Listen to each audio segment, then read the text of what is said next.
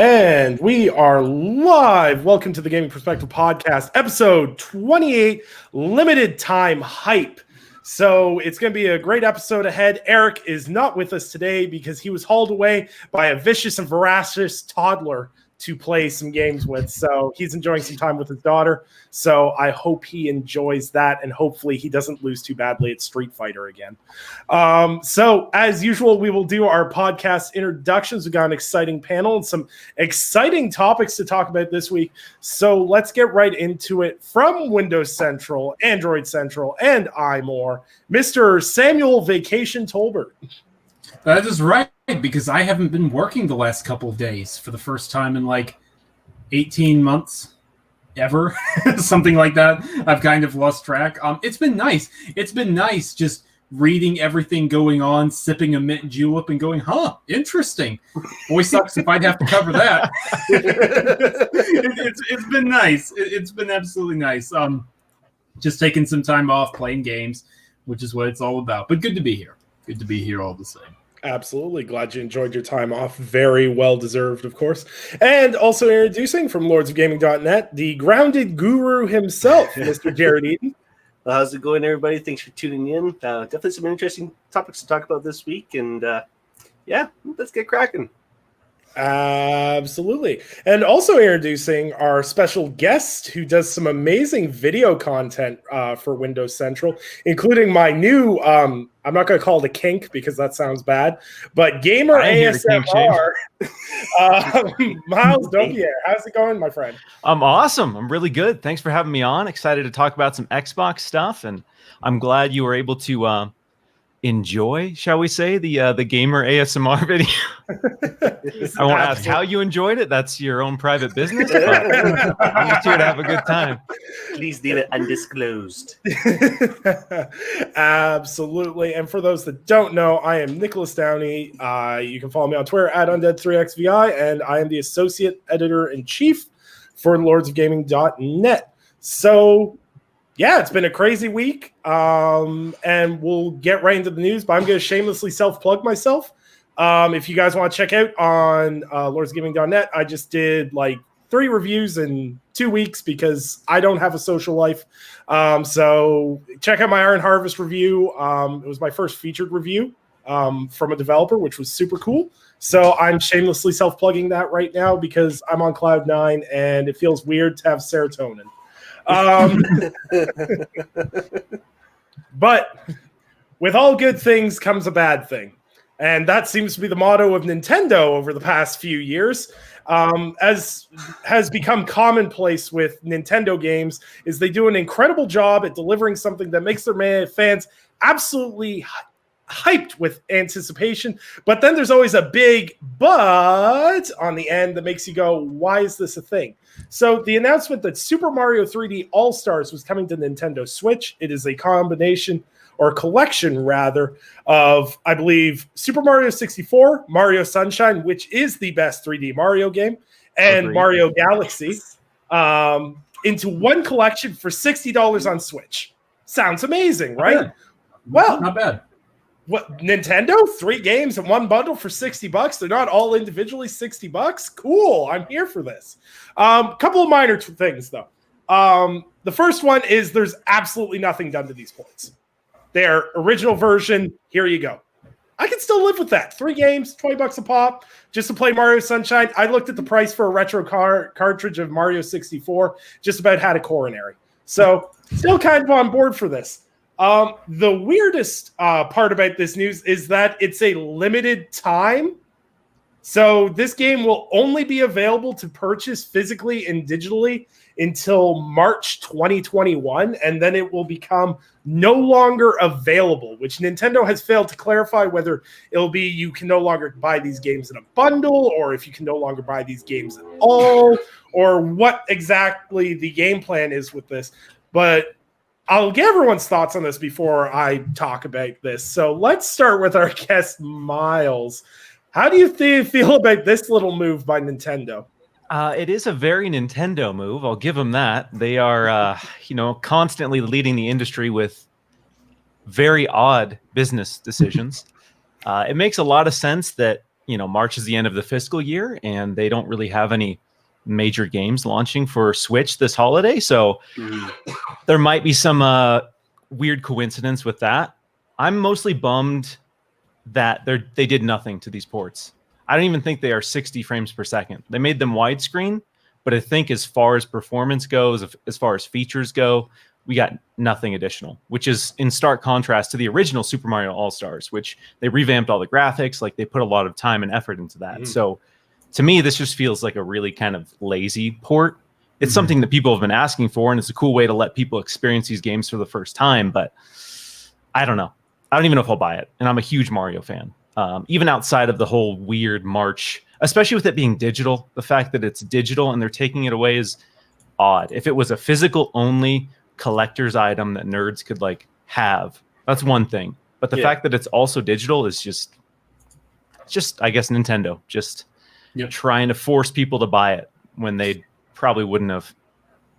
And you know what I think the irritating thing is for me, Miles? We all know only Nintendo could do this. Only Nintendo would do this, but only Nintendo could do this. Can you imagine if Sony was like, hey, we've listened after all those teasing tweets from the Insomniac Games Twitter account. Here's the Resistance trilogy, all 3 games. Oh, but you can only buy it in 2021. Sorry. No. Anything. Or imagine if Xbox was like, hey, we've remastered the remaining Gears of War games in one collection. Oh, but you've only got 4 months to buy it. Better get on that. Like, they get eaten alive. No one else. Pitchforks and torches just at Xbox headquarters, burning that place to the ground. Pretty much. Yeah, Jared, what about you? I think it's a little ridiculous, honestly. Like, okay, I understand if maybe you had like a really kick-ass physical collector's edition to go along with it. Like, you had like 3 individual cartridges, maybe like a figure or whatnot for $60 or like 3 amiibos or whatever. Make that nice little collectible thing where you can take home. But like Miles said, it's really disappointing. There's no technical advancements or like restructuring whatsoever. Like, yeah, here you go. It's a last minute idea. We toss this together and yeah, you know what? Why not put a time limit on it? Because we really just don't care. So there you go. Go ahead and buy it. Makes me concerned for the Metroid Prime trilogy if they're going to pull some kind of crap with that as well. Because if they do that, I'm going to be really mad. Just give me it. Give me it. Yeah. Give me it. I know I talked about it. I know I said its name, but just give it. Yeah, every time you and John from STGC mention Metroid Prime trilogy, it goes back a month. But the thing is what I said this in a piece I wrote about this because I think I love these games. Like Mario Sunshine is my favorite 3D Mario game of all time. I still have it on the GameCube. My disc is hella worn from playing it all the time, and I absolutely adore the game. But like Sam said, Sam did a perfect example. If they did a Resistance trilogy in the original state that those games released in on a disc and charged you $60 and were like, you can only get this for 6 months, people would destroy Sony for that. And Xbox would get absolutely decimated if they even breathed and thought about doing this. But Nintendo, like 98% of the feedback I saw from this was, oh, it's really dope that Nintendo's letting us play these games. And it's such a stark contrast to Xbox's backwards compatibility. And even like Sony's now focus on backwards compatibility with the PS4 and things moving forward. It's such a stark comparison and it makes no sense to me, and limiting it is just a super scummy way to make everyone put the money down at the same time. So it's not like, you know, like this game was sold millions of units anyway, but now it's going to be front loaded, so it's going to make their financials look amazing, and I 100% believe that plays a factor into it. Is like they want to make that last quarter look amazing, and they don't have any software to show for it. Like, where's Bayonetta 3? It's been, I think someone posted on Reset Era, it's been 1,000 days since we've seen anything from Bayonetta. That game was teased at the 2017 Game Awards with a very quick teaser trailer. Nothing since. Right. Like, literally nothing since. Wow. Yeah. No updates. I had forgotten about that game, to be honest. Yeah. And it's really frustrating because Bayonetta 2 is awesome. Bayonetta 2 is one of the best Wii U and now Switch games out there in terms of exclusives. It's frustrating. It's just all around frustrating. I never thought I'd see the day where, as Glorious War pointed out in the chat, I never thought I'd see the day where Activision was the king of remakes and remasters, and Nintendo would be just releasing what appears to be like not even like the lazy re-resolution ports we saw from Activision at the beginning of Xbox One and PS4, but literally just here it is. Like the thing that blows my mind is like mechanically Mario Galaxy and Mario Sunshine still relatively function well by today's standards. Mario 64 does not. Period. End of story. That game is mechanically clunky as hell now. I couldn't imagine going back to that game and playing it now on a modern system and going, yeah, this is fine. Like, it'd be cool to play it without the stupid N64 controller. Don't get me wrong. Whoa. It's a great controller if you have 3 arms. Yeah. But no, it's unfortunate. And it's I kind of said this in the article too. Like, boycotts do nothing. Boycotts just make more copies sell. That's how this works, unfortunately. But with Nintendo, they can get away with these decisions because the casual audience will buy this up. They won't question, well, is this bad? Or it's like a bunch of guys at my work were like, oh, did you hear about Super Mario Sunshine's coming back and Mario 64? I'm buying that day one. They don't care that it's time limited or whatever. They're going to be crazy confused if they don't buy it in the 6 months and can then go looking on the eShop for it. But it unfortunately is what it is. Because I saw a lot of people just mostly hyped about it online.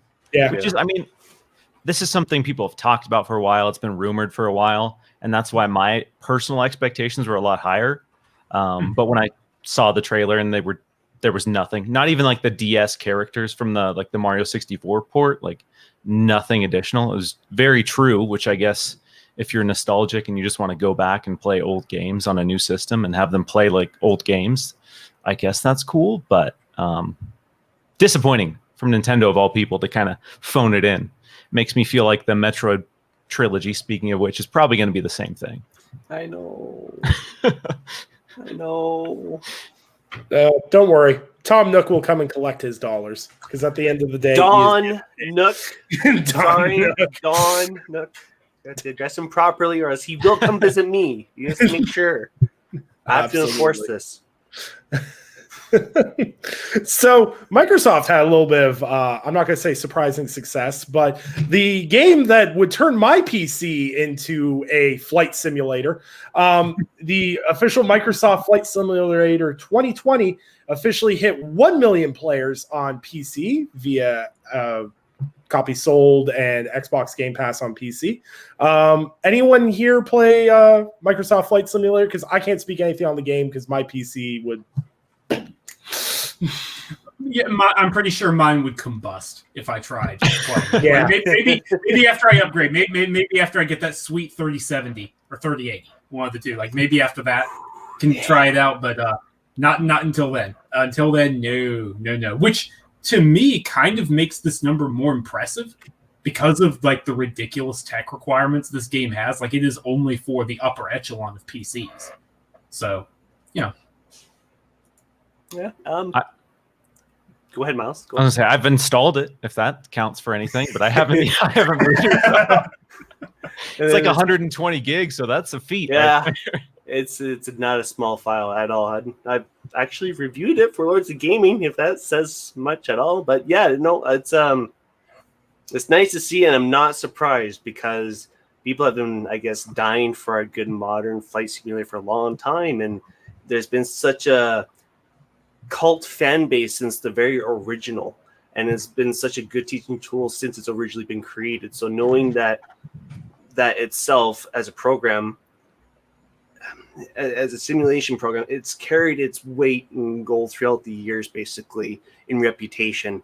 And now that people are finally getting to experience something brand new, next gen, modern gen, so to speak, with some really cool detail in the world and being able to fly basically anything you want with true real life physics and weather, and it's so damn cool. I'm not surprised. I'm glad people are experiencing this, and I can't wait for it to come to Xbox because then more will be able to experience it, and I think it's gonna just really explode next gen. Absolutely. Yeah, I kind of like, because this was going to be my big year of like traveling this year. This was going to be my E3 trip and a bunch of other trips, gaming related, which good old Rona decided to throw a wrench into all that. I wouldn't have minded flying around in Flight Simulator just to get out of this little village that I live in.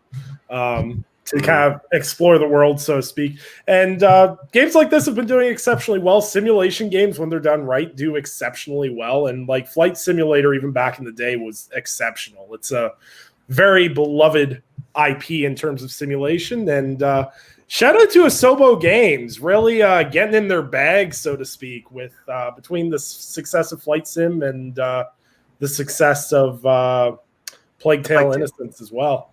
Like, they are a leap ahead of their Disney Rush era of games development. So very interested to see what they do next. Because those are two completely different games. Like, those are not two games I would correlate together at all. So it's really interesting to see what they do next. So there's some RPG that Sam always talks about. What is it? It's that one. It's got like the guy with the white hair. Drops the F-bomb a lot in a TV show. CD Projekt Red announced earlier this week that they are going to be providing a free upgrade to The Witcher 3 Wild Hunt for next gen. PS5 and Xbox Series X. They're going to do things like taking advantage of the SSD for almost no load times, and they're also going to be adding hardware ray tracing, among other things. And with more details to come, and it's a free update. So if you've already bought the game, you don't need to buy the new version. You're going to get it for free. Thank you. I'm glad they are in control of how they are doing that and how they are handling the upgrade. Staring at 505 games intensifies. For real. CD Projekt Red is a great company. They do great things. They've always been very... These words don't mean as much as they used to from overuse, thanks Twitter, but I mean it sincerely. They are very pro-consumer, and that's always been their directive. That's always been how they handled it. So, yeah, hats off. I will get another playthrough. I will one-up your pro-consumer quote, and I will phrase it as this, so it's less Twittery for us, is that they have always been a very customer-orientated company in terms of they very much care about their fans because of the success of The Witcher 3, they've managed to grow exponentially off of that, but they are not forgetting why they became as big as they are and why they are as good as they are. They are certainly not, resting on their laurels, so to speak, because the super safe bet after The Witcher 3 would be The Witcher 4, but they went, nah, new IP, first-person shooter. Nothing like the other game we made. And I like that because there's too many companies that get pigeonholed into making the same game across different stories and calling it new. Ubisoft? Shh. You say Ubisoft 3 times in a row, Sam Fisher snaps my neck and goes, mobile games.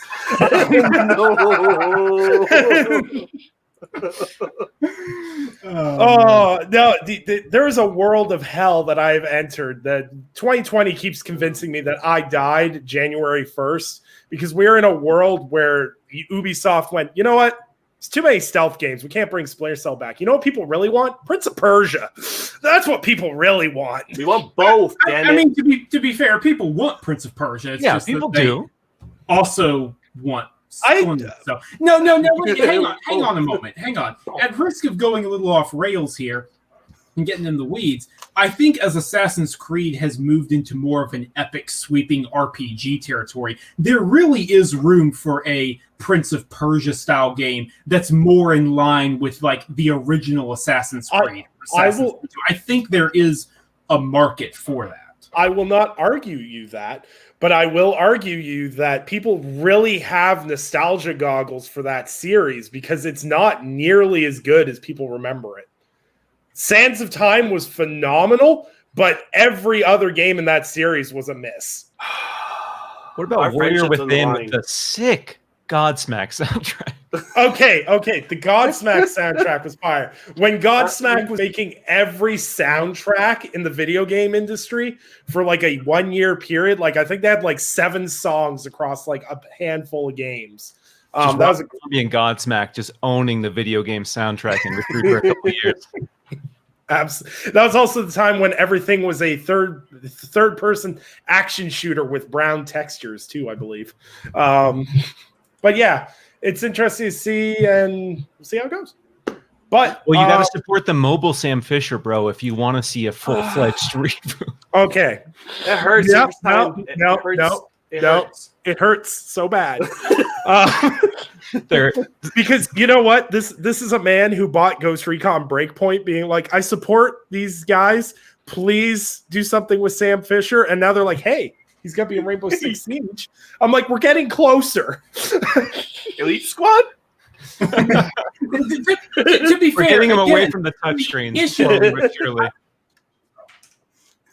Yeah, like I think that Sam Fisher is a good fit for Rainbow Six Siege. If we were actually getting Splinter Cell games, I wouldn't mind it because it's a very natural crossover when you think about the type of gameplay. And like, spoiler alert, I'm gonna buy him when that update comes out. When that new season comes out, I'm totally gonna buy the Sam Fisher operator. But yeah, just not getting that actual game. That's what sucks here. That's what hurts. Yeah. Yeah. See. Yeah, I don't have anything nice to say.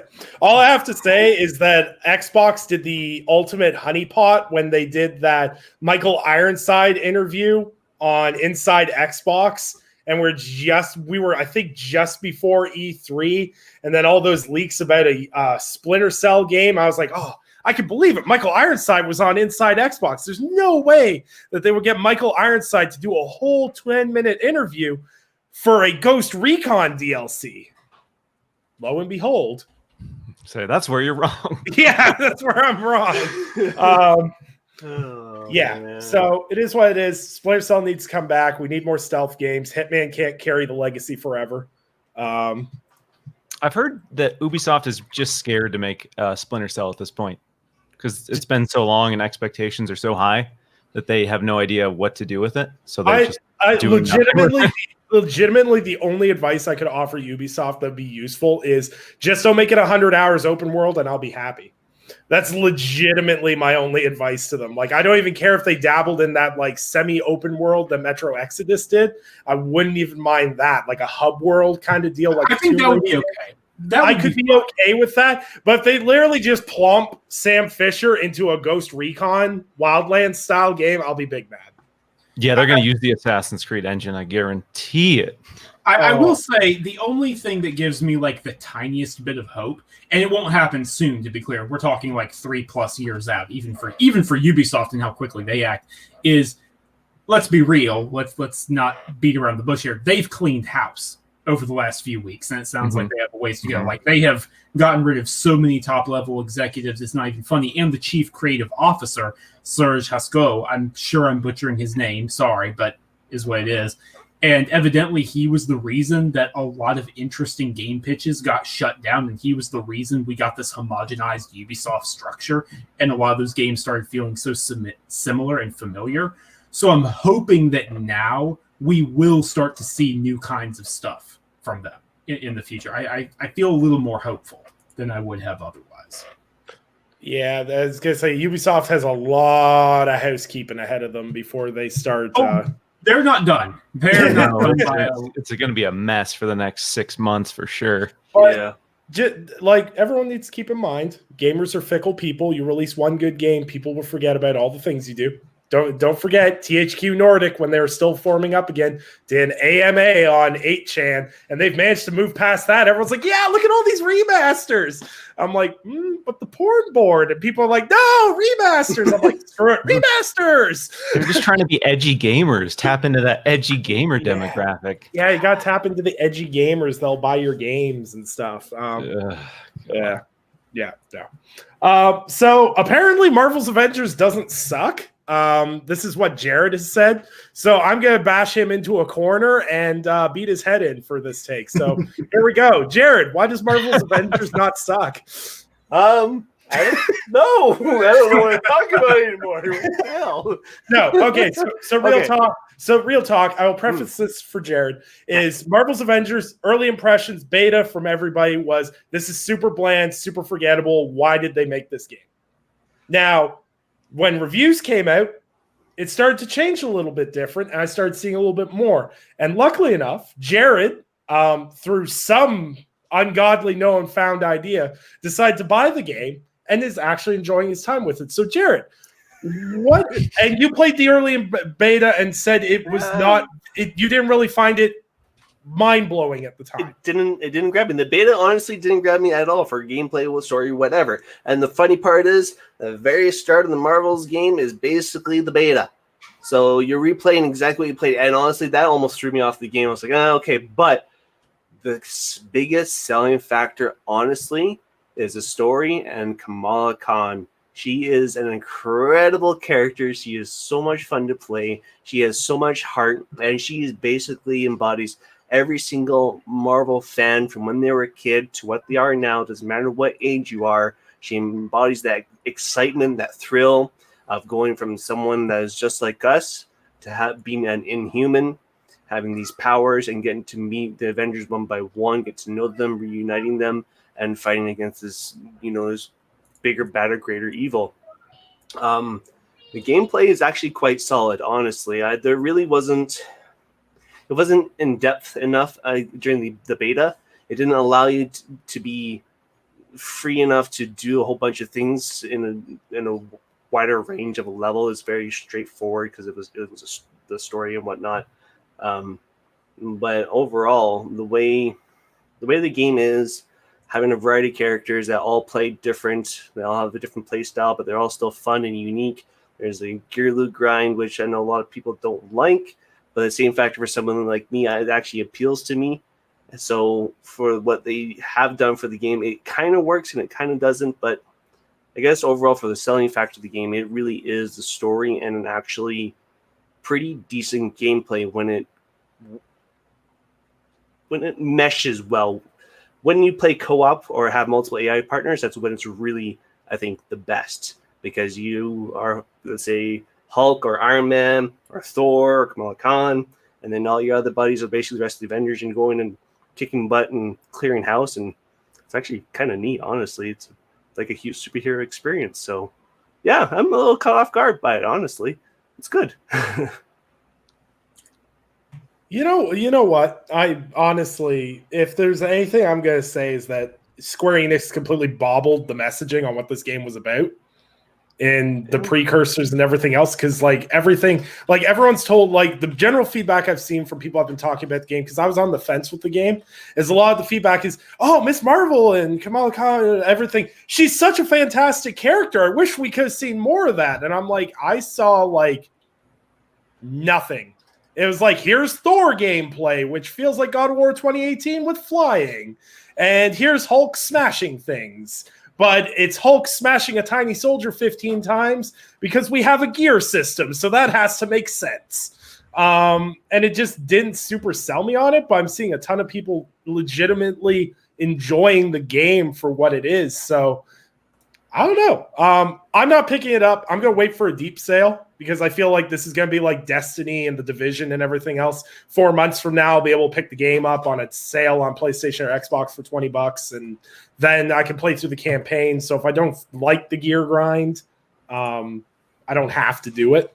Mm-hmm. But it's interesting to see that there are people enjoying it. It was really super interesting to watch the reviews come out for it, because all those Marvel-focused sites all put the reviews out first. So the game was at like a 90 on Metacritic for about 6 hours. And then everyone else started putting reviews that settled around a 70-ish. 79 to 80, so somewhere in there. I just know on OpenCritic it's like a 72. Yeah, I think it's dropped down to 72 now that all the reviews have kind of settled. Yeah, Here's what I'll say. I'm very happy that evidently it's way better than impressions sounded, but I don't want to hear any nonsense about how, people always just hated. Like, no, the same people who are enjoying it now are the same ones who were saying that the beta and all that and the previews weren't that good. Like, I think Square Enix could have done a much better job marketing something as big as the Avengers. That's just that's my thing. But I'm very happy that evidently it's actually good. That has me seriously reconsidering, and I'll probably end up, getting it now because of that. It's so funny. I read one review from it from a reviewer I trust, and he's like, it's amazing. He's like, this is the like 19th, not a looter shooter, but looter styled game that we've got, and they still mucked up the end game the same way Destiny, the Division, and everyone else has. So that's I haven't gotten there yet. I'm curious about that one too, because like Anthem, that's a big factor for these types of games. So I really was gonna do. I literally put on the itinerary on my phone that not to bring up Anthem for Jared, because I checked the backs like 7 episodes and Anthem gets mentioned like twice. It gets mentioned more on this podcast than it does by BioWare. Miles, a little bit of history in case you haven't seen our past episodes. Jared was really looking forward to Anthem. I think a lot of people were. Sure. he was really looking forward to it, and we're very sorry for it. We let him know that on a weekly basis. It was supposed to take me away from Destiny, man. It never happened. It did, because Destiny just got so apparently bad that you just got away from Destiny. Whoa. There's just too much to do. Hey, you always ask me, what would I rather play, Dark Souls or whatever. I'll play Dark Souls before I'll play Destiny. So there you go. Okay. That sounds like a challenge that needs to happen then. Let me message Cognito real quick. Hold on. You stay out of my boss's ear. But no, and it's interesting to see. I'm glad the game's not as bad. Like, I had a great time pre-launch, absolutely dunking on this game, and I'm really glad to see that it actually turned out enjoyable for a lot of people. I don't want games to be bad. It's just when the marketing is abhorrently terrible, it's kind of easy to make the jokes. So, yeah, we'll move right along from that.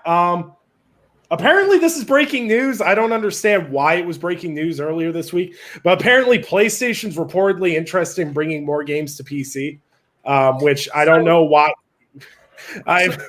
Can I add a clarifier here? Because since you're somewhat confused as to why it's breaking news. Yeah, sure. Go for it. After the Horizon port, a lot of people were wondering if it was just going to be some sort of weird one-off, and that was going to be it, and they weren't going to port anymore.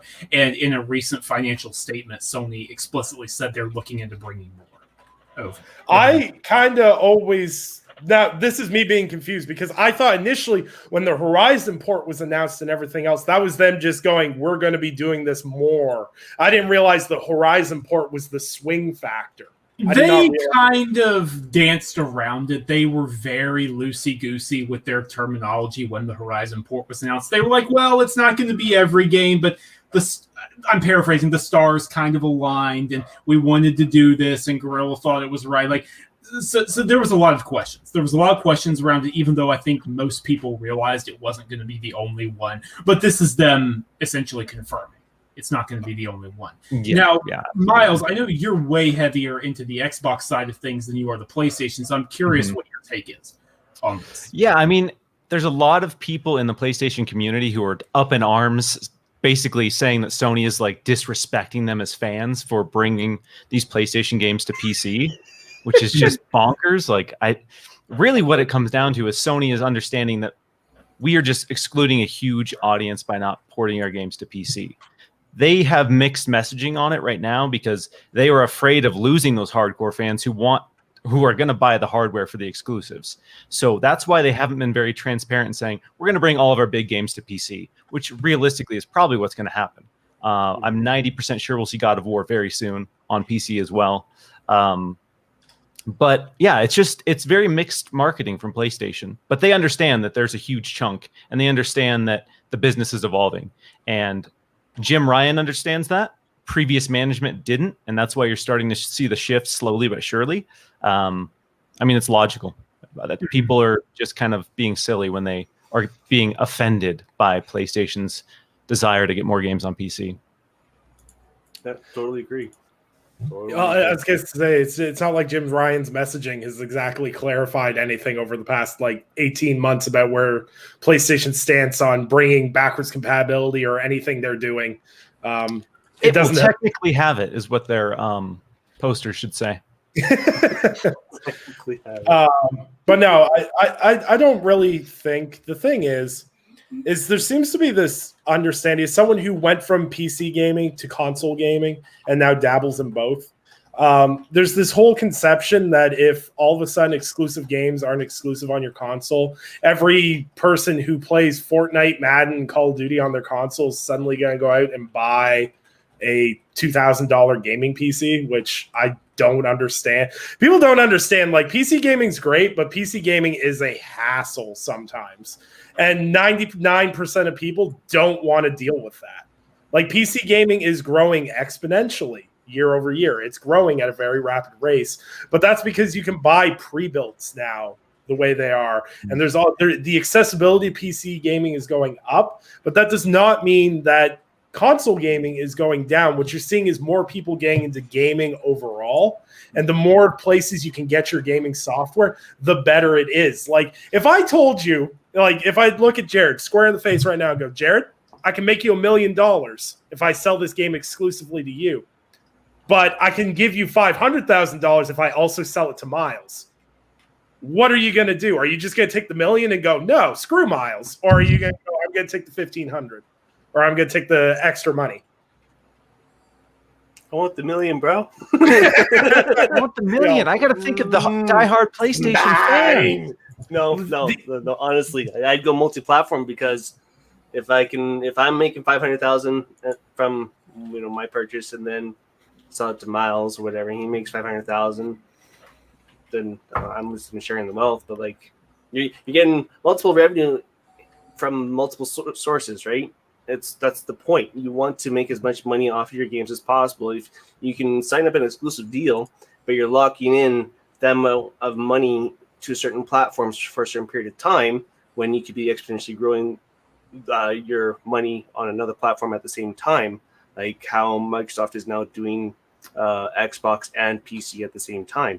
You can see that on Steam and wherever else they're putting their games on, that they're selling quite a few on PC now, so might as well do that. There's no point in ignoring a whole bunch of other people, but like, hey, I want you to take my money. No.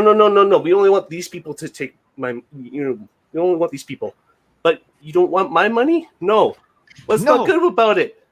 Nothing. Just you just don't want it. What? That doesn't make any sense. All the money. Yeah, but well, what? Your business. The one thing that I don't see many people, especially some industry people too, it really shocks me, is there's this revolution and obsession with that both PlayStation and Xbox need to sell hardware to be successful.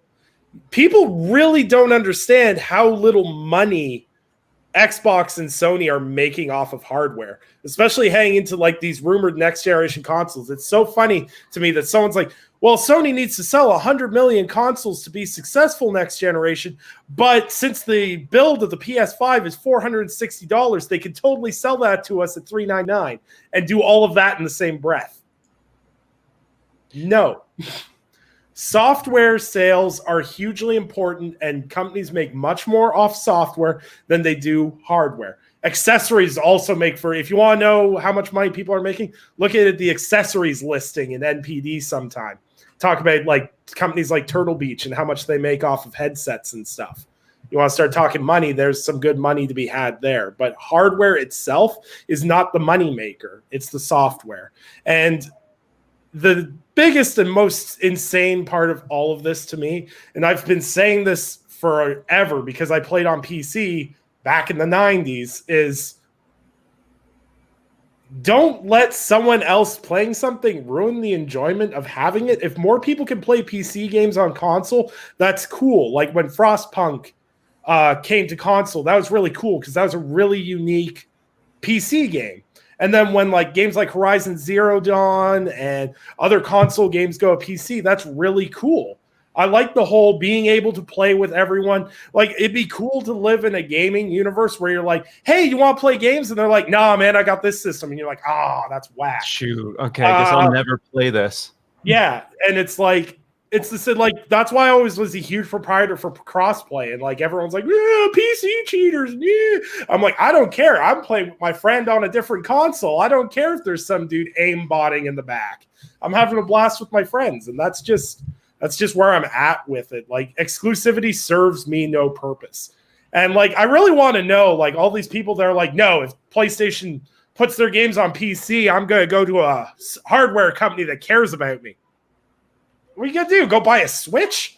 Nintendo's literally the only company not porting their games to PC right now. So you're going to get mad, go buy a Nintendo Switch and play quote-unquote kiddie games. Yeah, I don't understand the gatekeeping, and I don't understand people championing these business practices that are completely against their own best interests. It's so insane that these people, I guess I don't want to use brainwash because it seems a little harsh, but realistically, when you're standing for a company that hard, you're not understanding that this company is just trying to make money off you, regardless of whether or not you like them or they have cool business practices. At the end of the day, they just want your money. Yep. And that's what it's all about, is them making money. So for you to just say, yeah, I like that they're restricting what I can do and where I can play and what people can play, it's you sound like a clown. Yeah, there's no way of getting around it. Like I said, I posted something on Twitter like 3 years ago. I said, you know what I would love is if they just absolutely scrapped Xbox Live party chats and PlayStation like parties and just all of them adopt Discord. And people are like, no, I don't want to use Discord. That means I could have to talk to PlayStation guys at a Discord party and not play with. I'm just like, who cares? I just want one app across the board I can use. We're all gamers in the end. We all love video games. And like, even though we play on a different platform, we have to enjoy the same damn hobby. So get used to it, man. Come on. Yeah, like if Atlas is sitting there after the success of Persona 4 Golden, is sitting there going, maybe we should port more games. If Atlas is thinking about it, a lot more companies are thinking about it because people don't seem to understand how far behind the times Atlas is. But yeah, I don't understand how people think it'll damage it. And anyone, like, if you follow Matt Piscatella, he'll tell you straight to your face that you're stupid if you think this is the end of the gaming cycle because a game isn't exclusively on your platform anymore. You're a big dum-dum. Yeah, those days are gone. What people are afraid to understand is that, you know, the traditional console formula is going to be gone within the next 10 years. And people are scared to see what that looks like, but that's just the reality. And these companies know that, and that's why they're shifting and adopting these new practices. But I can't wait till Nintendo catches up from the 20 years they're behind us, and I can play Mario on PC in 2042. You'll get Nintendo Party Chat in 2042. You'll get. How they still don't have that, honestly. They have it on your phone, bro. Just call your friend while you're playing Mario Party and just I'll text them. Hold on. Let me pause. I think my favorite thing was when they announced that being in a Discord chat with Sam, and he's like, "Bro, you have to see this photo of how they expect you to use Nintendo Party Chat." I'm like, "It can't be that bad." And I'm looking at it, I'm like, "This looks like a wiretap if I was an informant." It hurt my heart a little bit when I saw that. You hook up your Nintendo Switch Party Chat headset, and you're like, handler, I think they're on to us. We're going to have to go to the Berlin operation. Wow. I just... One day. Nintendo. Perhaps one day. Nintendo keeps Nintendoing. They're slowly getting there. They'll be on the Xbox 360, par level next generation. I'm actually really hoping they somehow bring back the Xbox Live Arcade from the 360. I hope they go through that phase because that was dope. So once again, it is September. I'm going to say something more original than I can't believe we don't have prices for these consoles. I'm going to go with the fact that we're still getting leaks for the Xbox Series S, but we still don't know it exists for $200, Alex. Another leak. I'm not even going to call it a leak at this point. It's marketing for something that should have already been announced. Long story short, someone bought Xbox Game Pass Ultimate card, and it says redeem your code, blah, blah, blah, blah. And it says includes Xbox Live Gold, unlimited access to 100 high-quality games on Xbox Series S/S.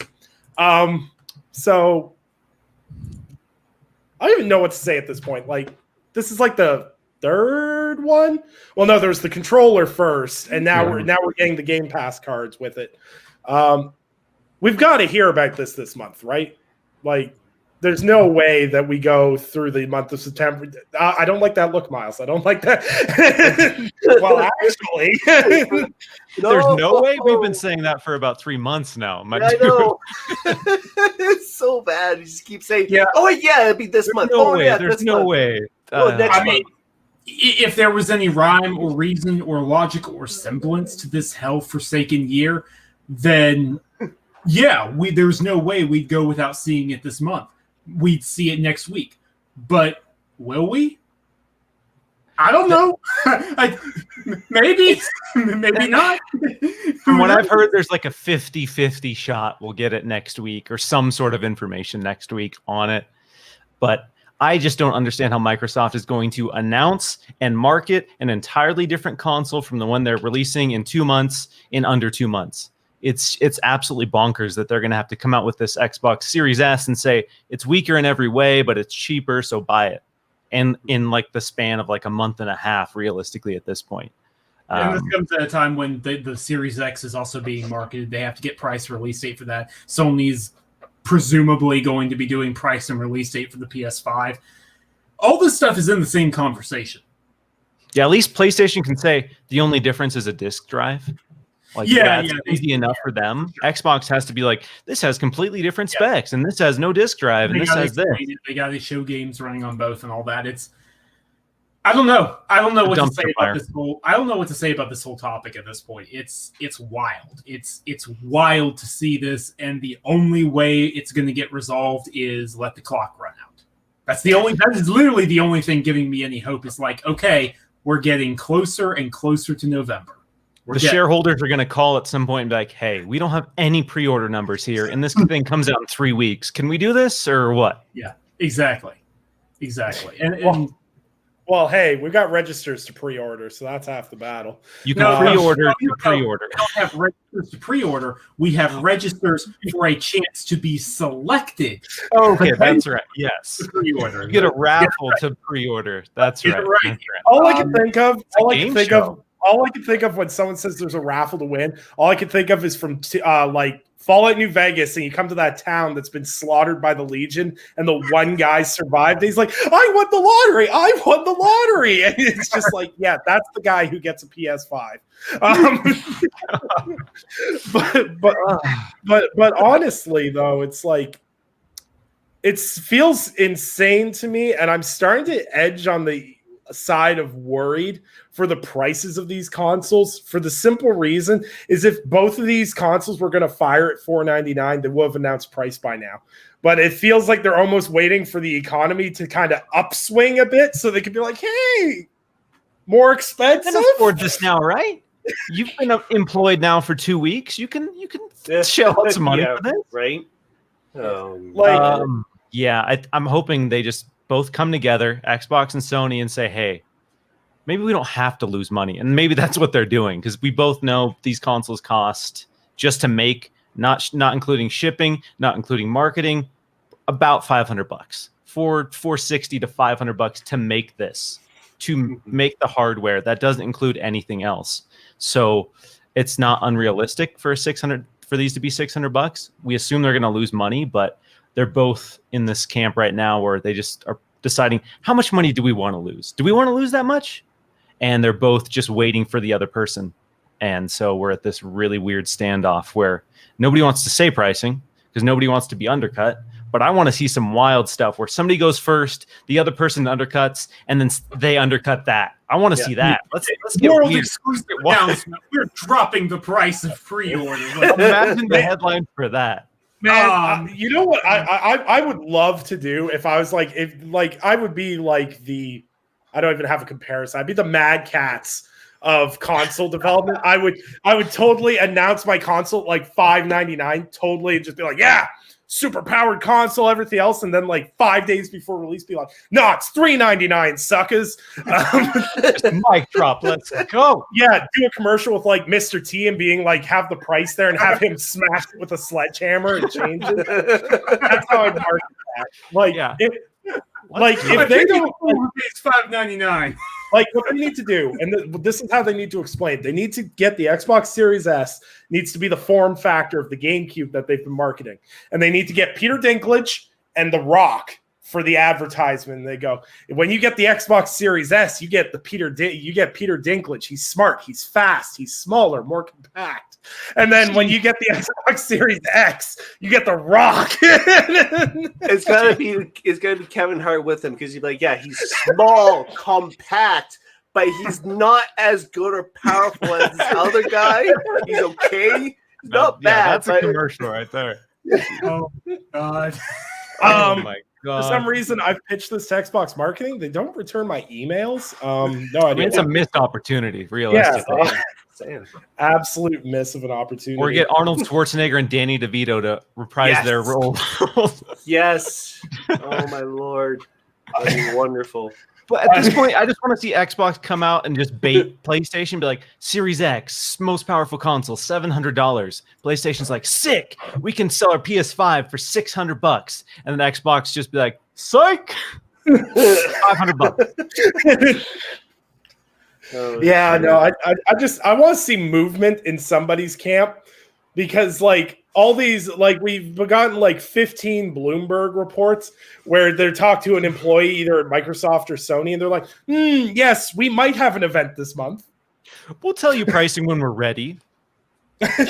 Just do something. Yeah, something. It's literally that meme of the kid with the stick. Just going like, come on, do something. We're going to have riots in the streets here in the next couple of weeks if we don't get any sort of information. You already got right. Okay.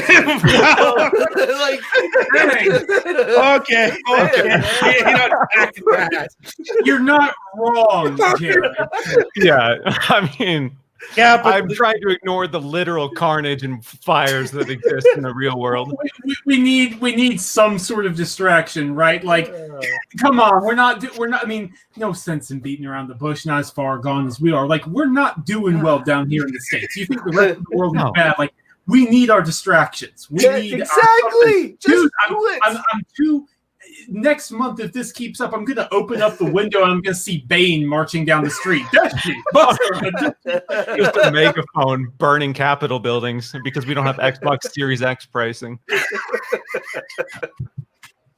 Oh man, I could see it. I can totally see it. Just saying. I literally just turned on. I actually have a filter, and I just had turned on. I had a joke that was about to slide out. Oof. Okay, we moving on to this topic because I'm gonna get banned off YouTube. But no, so Tokyo Game Show, which we're gonna not hear next generation Xbox stuff at apparently. Which feels super weird. But hey, Resident Evil 8's going to be there after that amazing showing that they had in August that they never updated anyone about. So who's excited for Resident Evil 8? I'm like hella excited for this game. Yes. Oh yeah, big time. Big time. Let's go, Capcom. I actually am fixing one of my cardinal sins. I reinstalled I installed Resident Evil 7. I'm sucking it up and not going to... I played it in PSVR for 2 hours at a friend's place, and I went, I need to finish this game in VR. And I have not been able to afford a PSVR, so I'm just going to bite the bullet and finish the game because it was bloody great from what I played. It's phenomenal. Resident Evil 7 is one of the greats of this generation. Absolutely. It's up there. Like, it's a testament to that game's level design. I know it's not a long game. Like, you can easily beat it in under 3 hours on a replay when you know what you're doing. It's not a long game at all, but that's not a bad thing. It's a testament to its design. I struggle to remember many games I've played this generation, but it's been over 2 years since I touched Resident Evil 7, and I can tell you every single detail about every single room in that house. Like, the level design is immaculate. The boss fights, everything about it. You can quibble a little bit about the final act and how the structure of that goes, but man, the first 2/3 of that game are incredible. So in my opinion, perfect. Like perfect horror. Yeah, people complained about the first-person Resident Evil, but in my opinion, Resident Evil 7 is up until the very end the best Resident Evil game. Agreed. Absolutely.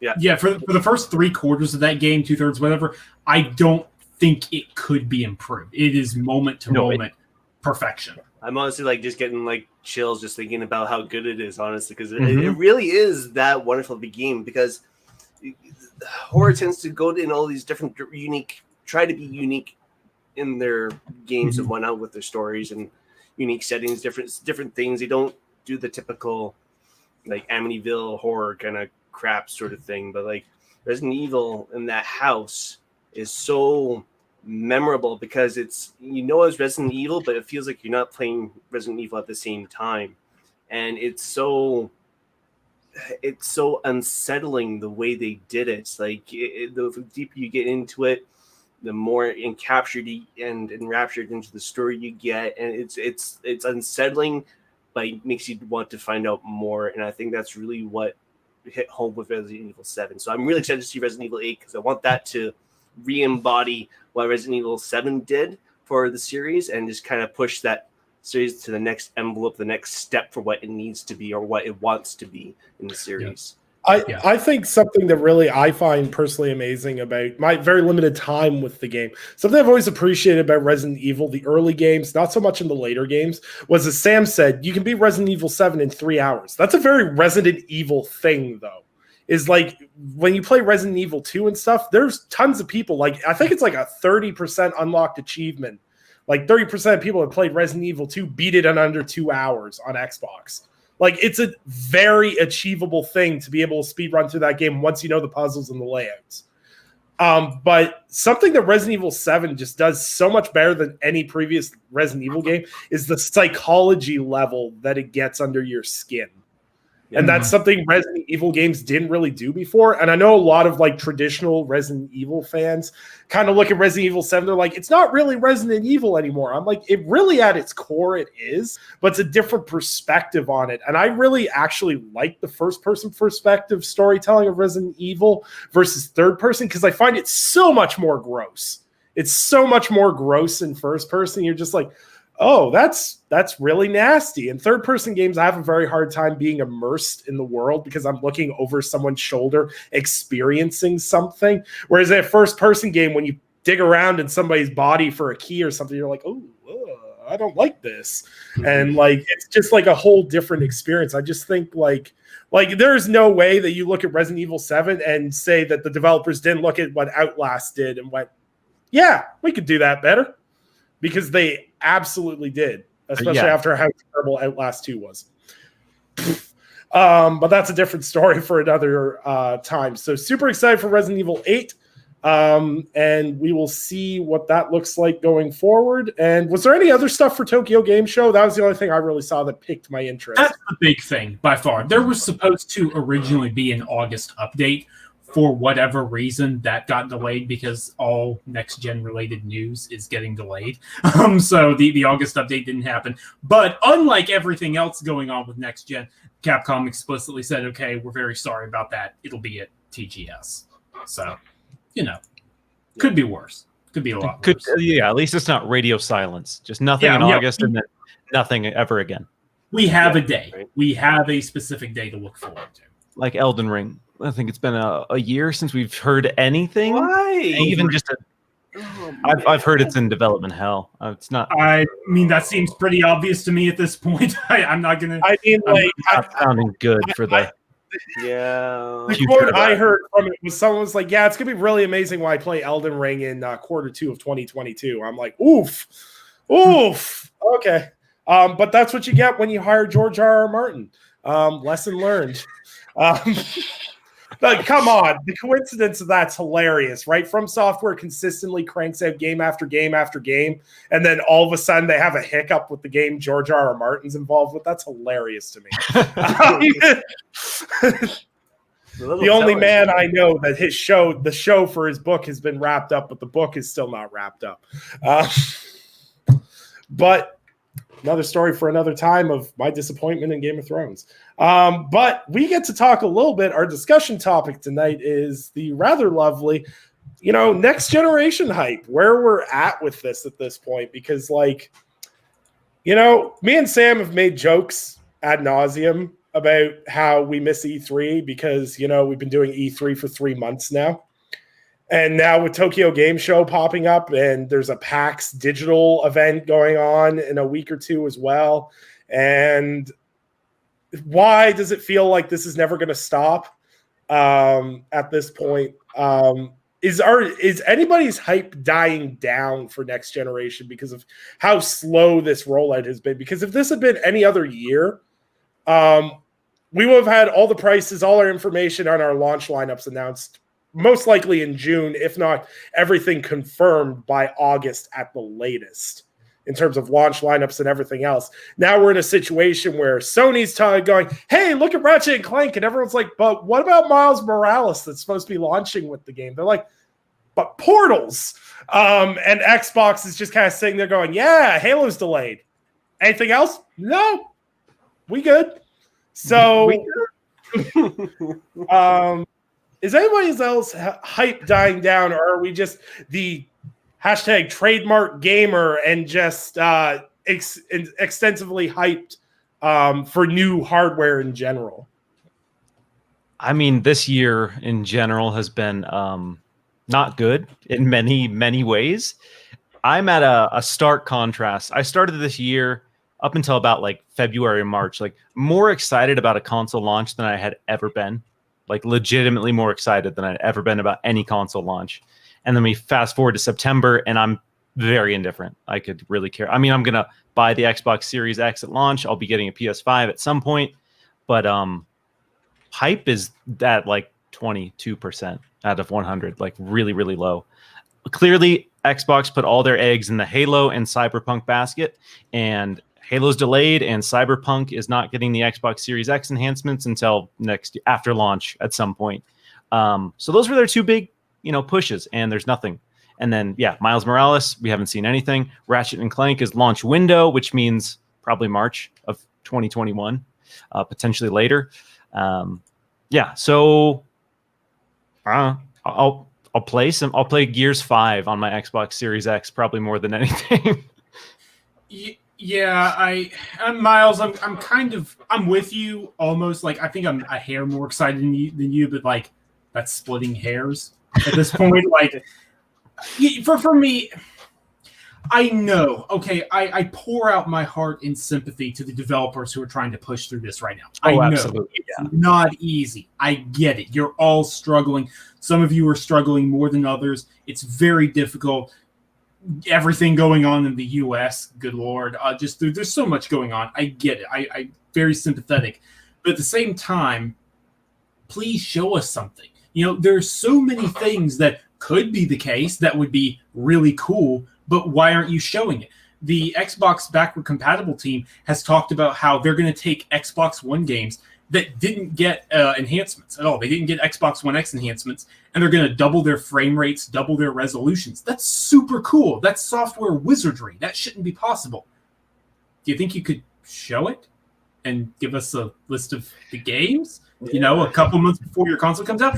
Demon's Souls has been rated in multiple countries, and it very well could be a launch title, a Demon's Souls remake. That's super cool. Sony, would it kill you to show anything about that game or talk about it or say, hey, like Bluepoint restored the fifth Archstone, or here's the differences because it's a remake, or here's how we're rebalancing magic? Or no, we can't get anything in there. Miles Morales. Does Miles Morales include a remaster of the PS4 version like Game Informer and Jason Schreier back when he was at Kotaku? Or did he leave for Bloomberg? Either one, like Bloomberg or Kotaku, he has a very good reputation. Like many people have said that's the case, but like, could you talk a little more about it? Could you talk about when some of these other games are coming? Like, there's just that's the central theme for me. I'm still excited because this is a bigger leap in terms of technology than I think we've ever had before. This is on par. People don't understand this, but the CPU leap and these super fast SSDs in these consoles, this is on par or greater to the swap from sub HD to HD gaming. It honestly is. It's a major deal. It's going to affect quality of life. It's going to be amazing. And I'm very excited about that. I'm excited to play my enhanced games, but I'd like to actually hear about it. That's another thing. Sony, is The Last of Us Part 2 getting enhanced for the PS5? Or God of War or Horizon Zero Dawn? Any of these big first-party games that you did incredibly well for the PS4? Why are you not talking about that? You're not even giving us confirmation it's happening. That's my central theme with this whole thing is, be transparent. I understand you can't show a ton and you're crunching to try and make things happen, but just show us something. You got to have something at this point. That goes for both of them. That's where I'm at. No, and I'm pretty much the same sentiment. Like, I was very excited at the start of this year because knowing the technology that they put into the consoles is exponentially better than what we have right now for current gen. So there's no reason to be excited. The games are going to be better. They're going to look better. They're going to play better. Developers are going to be able to do things they've never been able to do before. It's wonderful to be excited. Now, we haven't really seen anything to actually show proof of what these consoles are capable of. And that's something that a lot of people need to see in order to have that proper selling motivation in order to be like, okay, you know what, this is visually why I need to go buy an PS5 or an Xbox Series X. And no one has that. And I don't know why they haven't been able to do something like that. There's been plenty of time. I understand the virus is a thing, setting things back, but if you already had plans in motion and maybe let's say production half done or whatever, and I would be like, just double down with your current project, get it done, put it out the door, relax a bit, gather yourself, reorganize, and then plan ahead instead of kind of trying to delay it and plan at the same time, and you kind of just drawing things out. And I don't know, I just feel they could definitely be adjusting this a lot better. And it's really disappointing to see that it's really only been AA developers or, really indie developers with like Chorus and Medium like that have been showing, hey, this is what our games will be like on next gen. Okay, cool. That's awesome. But I want to see what Cyberpunk was going to run like on the Series X. I want to see what Valhalla is really going to run like on the Series X. I want to see what Halo is actually going to properly look like on the Series X when it's all said and done. Not an early build, but a finished, complete build. And there's none of that. And it sucks. Like, I know because of that myself, I'm going to be investing into a card for my computer because it's capable enough that I can, thankful enough that I can just switch out the cards and be okay. But a lot of people can't do that. And like, it's to the point where I don't feel invested enough to purchase the consoles in here because I could buy one thing, and if PlayStation really does end up putting their games onto PC, or at least looking into it, I got kind of the best of both worlds. And it's just like, I want these companies to give me a reason to buy these consoles because I want to get these consoles, but right now it's not a day one thing for me when it used to be. And like, because this is coming from a guy where I was sold on the consoles by technology alone and not by a single game. But at the same time, I still need to see the fruits of your labor to see the proof of what it can do. Yeah. So here's where I'm at. I gave companies a lot of credit of working through COVID-19 and everything else. Like, it was really hard during those couple of months where everyone was kind of trying to figure out, okay, how do we do work from home? How do we get this to work? How do we do that to work? We're past this point now. We are past this point. A lot of people are back in office environments if you're not in the United States. Keyword, if you're not a development studio in the United States, you're back to work in your physical offices now. A lot of European developers are back at studio work. Some aren't. Depends on what country you're in and everything else. But at the end of the day, I work in distribution. We had a 2-week hiccup during COVID-19 because we had so many infections and everything else, and we were shut down for 2 weeks. But at the end of the day, everything booted in. We had to change a bunch of our business plans. It took us like 3 months to get ourselves back into a place where we were, quote unquote, on schedule. And that's fine. Everyone is very understanding of the adjustments and everything that had to happen due to COVID-19. No one's going to downplay the effect it had on the industry overall, but it's getting ridiculous. And I think part of the reason why no one wants to show anything is because as soon as you release footage on everything, no one waits for the 4K trailer afterwards. They're grabbing the 480p stream, zooming in, screenshotting it, and going, look how crap this game looks. And no one wants to show their game off because they can't do it in the format they're used to. And let's face it, these live streams are grainy as hell. YouTube's downgraded its bit streams because they had so many people using YouTube. So all our quality on how we present stuff is going down. So I don't think a lot of developers really want to put their foot out there and be like, yeah, here's my game running on next gen, but because of YouTube running in like 480p, it's going to look like it runs on a 360. I think a lot of the developers don't want to do that. Why Xbox isn't like the marketing term has changed when they delayed Halo Infinite. It's about being able to play all your Xbox games on Xbox Series X. It's about your library coming with you. As Sam pointed out, then why don't show us what that library is going to look like? Yeah. Like, go, hey, here, I know Halo 5 is not everyone's favorite Halo game, but if you went, hey, this is what Halo 5 looks like on Xbox Series X, that could be interesting. Hey, here's a game that had really bad load times. Here's what it looks like with an SSD. The fact that, like, Sony did that whole demo showing off, Spider-Man running on an SSD that was filmed from somebody hiding a cell phone camera, but we ourselves have never gotten that gameplay footage like exclusively introduced as this is Spider-Man on PS5 makes no sense to me. Just release stuff. Give people a reason to be excited. Because because he's not here, and I did this topic for him, I will get on Eric's chair right now. It is sad when NVIDIA did a better pitch for next generation than consoles did when they're like, hey, here's all this next-gen tech in a $499 card. I know. You can't plug a graphics card into your PC and play it. I get that. I know a lot of people took that point very far, but the point I'm trying to make is NVIDIA did a better job at showcasing why you should upgrade after they made you buy cards that were $1,000 2 years ago than Xbox and PlayStation have with almost 7-year-old hardware. And that's a problem. I'm moderate, like... It's hard to be excited for hardware when you're Canadian because you have to pay out the nose for this. My Xbox One X was like $700. Makes me cry every time. It's $599 up here, and then once you add in all our taxes and everything else, you're paying like $700.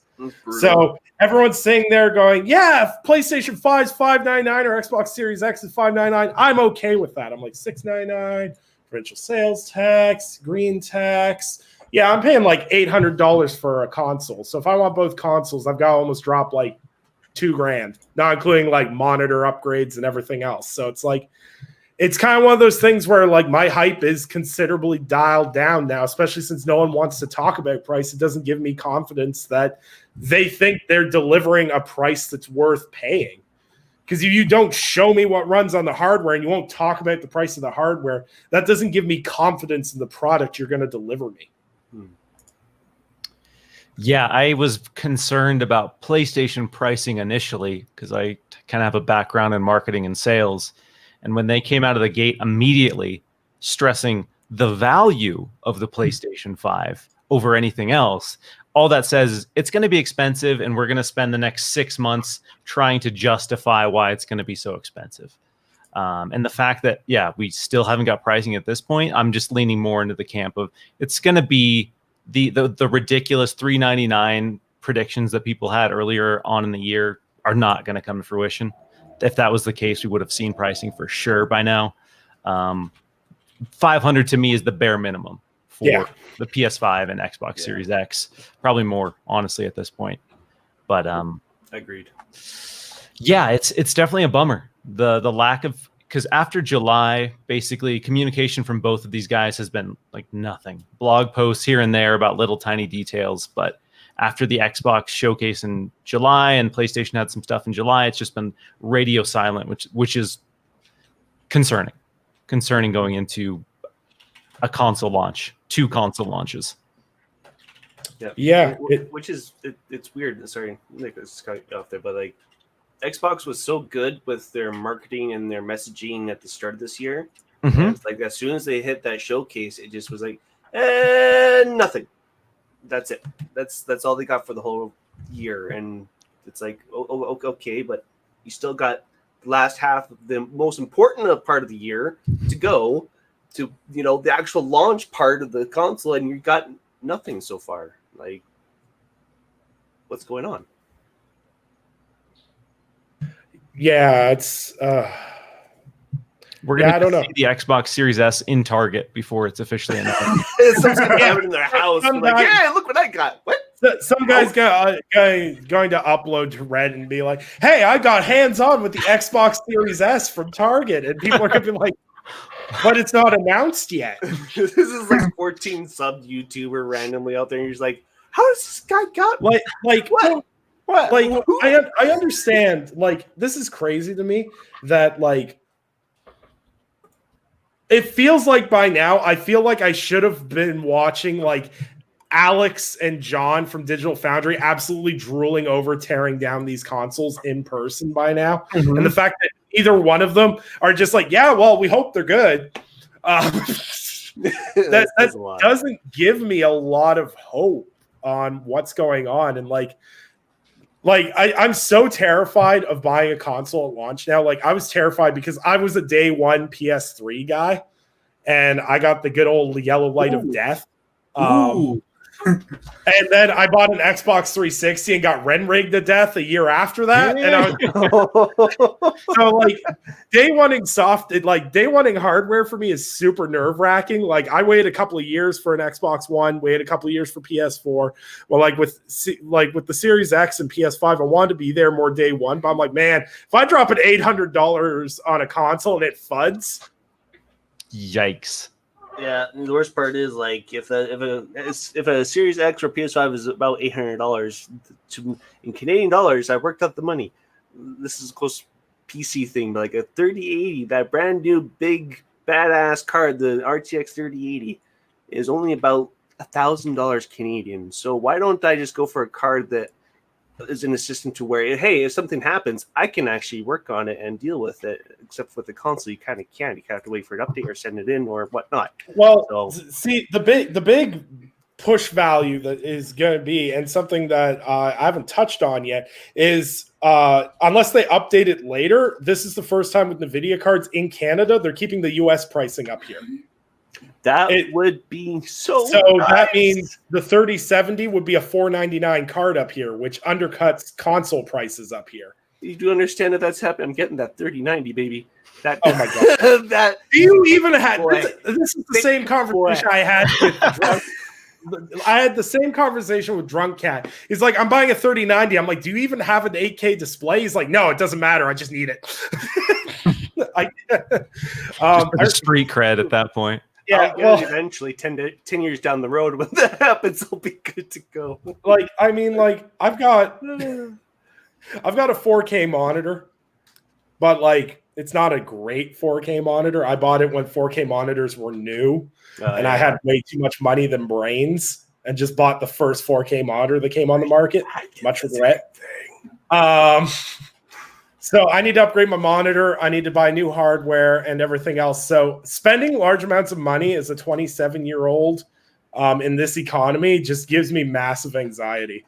So I don't know. I'm not as hyped as I was, but at the end of the day, like even if the PS5 just makes PS4 games look stunning, and the Xbox Series X makes like Gears run at like 120 FPS, and I can count the pixels of a locust as I blow its brains out, I'm there for it. But you've heard how PS4 is doing backwards compatibility, right? No, I don't understand it. I'm not going to pretend to understand it. I'm just going to wait to see how it works. It sounds depressing. They're downclocking the PS5 to run as a PS4. So the games will run as they do on PS4 on your PS5. Yeah. So that is their backwards compatibility program. Yeah. It's a hardware switch, and that's actually a big reason why they're using that smart shift technology and then the variable clock frequencies, is because so their hardware itself will be their backwards compatibility machine. The only unfortunate part is they can only go so far back with the technical side, so they're restricted in that area. They really binded themselves with having very complicated early year software. Yeah, all I can say is I can't wait to watch Sam play Bloodborne in that glorious 26 frames per second on PS5. I mean, Please give it 60. Just port it to PC for the love of No, Thank you. I Miles. I'm such a sadistic person naturally. I want them to port Bloodborne to PC, but I want them to lock it for 30 frames. I want that 4K 30 FPS lock. For the PlayStation experience. You know what? I've got 2 people from Windows Central on here. It needs to be that true filmic experience. Don't encourage that, for the love of God. I I my can't. eyes roll up in my skull every time. Dude, chat. What'd you say? Oh God! Don't encourage Jez, for the love. Hey, Nick, you know what? If you're gonna say that, you gotta play through the original Dark Souls at 30 FPS as well. That's fine. That's fine. No. I've been there. Xbox 360. He doesn't. Let's go, baby. There you go. You want to talk He about doesn't know though. He doesn't know. Light Down is a film that Like down Xbox 360. Yeah. Yeah, Nick YouTube doesn't that. know. Treat yourself to true elite gaming. Yeah. the there you go. PowerPoint slides going by. You beat Dark Souls at 30 frames per second on the 360, the original one. You got some clout, Sir. You are a gamer. Sir, I beat Skyrim on PS3. Fight me. Man, I couldn't even get. I don't know, but there's a certain boss in there, very early game on the original Dark Souls. I couldn't even get past it. And I've beaten the rest of the Dark Souls games on the current gen technology at the higher frames, of course, but no. The original Dark Souls is the only one. I love how I love in the Bloodborne, like not the Bloodborne, but the Souls community, what FPS you played the game at actually counts. Like someone told me, they're like, if you beat Dark Souls Remastered, you didn't really beat Dark Souls. I'm like, what is this? Gatekeeping the game? Like, Jesus. I mean, that's the MO of the Dark Souls community, bro. Get good, bro. You don't jerk off with sandpaper. You're a part of the Souls community, bro. No, you gotta do that while you're sunbroing at the same time. Yeah, you're not a real #gamer. I can't even say that statement ironically. You're not a real gamer if it hurts. I don't even like the term gamer, to be honest. It's just I remember being like in high school like a decade ago and being like, yeah, man, I'm a gamer, and people are like, nerd. But now it's like 30-something-year-old guys I work with, like 4 kids, and I'm like, yeah, man, I'm a gamer and women suck, and I'm like, oh no. Oh, so you're a gamer then? No. So if you watch movies, are you a filmer? I don't really get it. Yeah, there's a lot to unpack there, but yeah. Okay. Yeah. Just a bit. But yeah. Unite. Next generation will be interesting. So if the chat has any questions, they can throw them in. But we've got some pre-sent in questions because I didn't ask for them, but people still DM'd me anyway because they had nothing better to do. Of course. So the first one is directed at Jared. Uh-oh. And someone wanted to know because of his I'm looking for a word. I can't find it. A lot of coverage that you've done of Grounded. Someone legitimately wanted to know because they're a survival fan. They haven't played Grounded yet. They said, what does Grounded do better than other survival games? Coming from someone who's burned, 200 hours in Ark and 300 hours in Conan Exiles. What will this game give me differently? It is way more polished than either one of those games was right off the bat. Mm-hmm. Instantly, you can tell that there's a lot of care into this game, and even though it's still very early beginnings, it has a way more interesting story for you to get invested into right off the bat as well. So there's a lot of things where the setting itself with the gameplay, how polished it is, and not being too complicated, where a lot of survival games, you can do a lot of things right off the bat to get you going because they want to give you a wide variety of things to do to keep you entertained. Now, with Grounded, they don't need to do that because their environment is part of the story and how the game itself thrives as a survival game. There's just a lot of unique aspects to it where it makes it stand out itself from all these other survival games, and I'm really happy about that because it's refreshing. I played Ark, I played Conan, I played Green Hell, I played The Forest. I played a ton of survival games. I love survival games myself. And this is the only one where I found that it feels it's continually being polished and it's being continually supported as well consistently, because there's monthly content updates coming.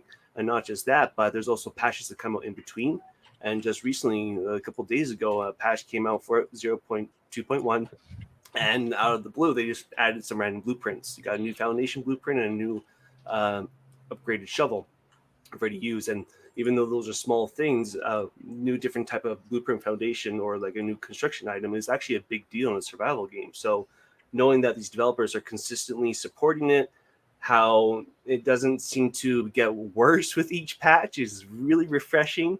There's a lot of good things that they're aiming for that make it just a good quality survival game compared to everybody else. Absolutely. Awesome.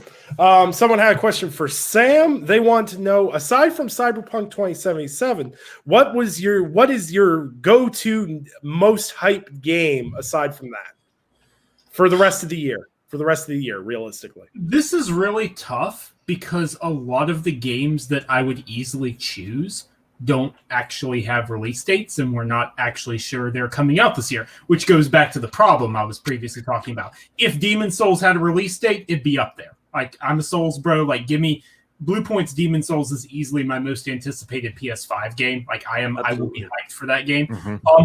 If Miles Morales had a release date, we know it's a holiday game, ostensibly a launch title. If that had a release date, I'd be hyped for that, but it doesn't even have a release date, so it doesn't feel right. Was it repeat the question? Was it just for this year, or is it? Leading into holiday, basically. Okay, because I was gonna say if we're going period, then it's Deathloop, even though that's been delayed like 6 months because I love Arcane. Going solely off of games that actually have release dates, it's Assassin's Creed Valhalla. I'm really looking forward to that. Even with everything that has happened, I think the setting looks super cool. They're doing some things with the RPG systems and changing up the combat and streamlining it a bit that I'm really, really looking forward to that setting and that game. I can see myself getting lost for, dozens of hours just wandering parts of Scandinavia and then the British Isles and killing Saxons. That'll be fun. Yeah, absolutely. For some reason, no one seems to ask me what my most hyped game of 2020 is. Don't know why. Super weird. What it is. Yeah, no idea. We had someone asked a question for Miles as well. So the question for Miles is if someone was getting into video content creation, what is the best way to start? Would you suggest applying for freelance positions, or would you start with your own channel? I mean, I guess it really depends on long-term what you want to do. For me personally, I had a background in audio production. So I did a lot of like voiceover work primarily, a lot of multi-track recording for artists. And then I started just transitioning more into video work because, I mean, that's not necessarily where the industry's going, but there's a lot of focus from a lot more people regarding video content. A lot of people consume most of their media now through like YouTube, for example. I would say test it out on your own channel. Find yourself a format that you're comfortable with. Find some YouTubers, find some video producers that you like. Take notes. Write down what you like about them. Write down what you don't like. And then try to just come up with your own format and start there. Because if you don't really have anything to show, I wouldn't recommend applying to freelance positions if you don't have something you can show someone. So having a YouTube channel is a great way to build a little portfolio. Absolutely. Very, very cool. Dan asked, what is your most hyped game that's not Baldur's Gate? Got him. Screw you, Dan. Got him. Yeah, so aside from Baldur's Gate 3, which I will be exclusively Stadia gang. For oh a my week. God. Oh my God. Absolutely disgusting. my coffee is still open for building my PC. If anyone truly wants me to not play on Stadia, figure it out. But until then, love it. Until then, Stadia gang, baby. Yeah, let's do it. I can tell why you're from did Ontario. Google have to put money behind Baldur's Gate?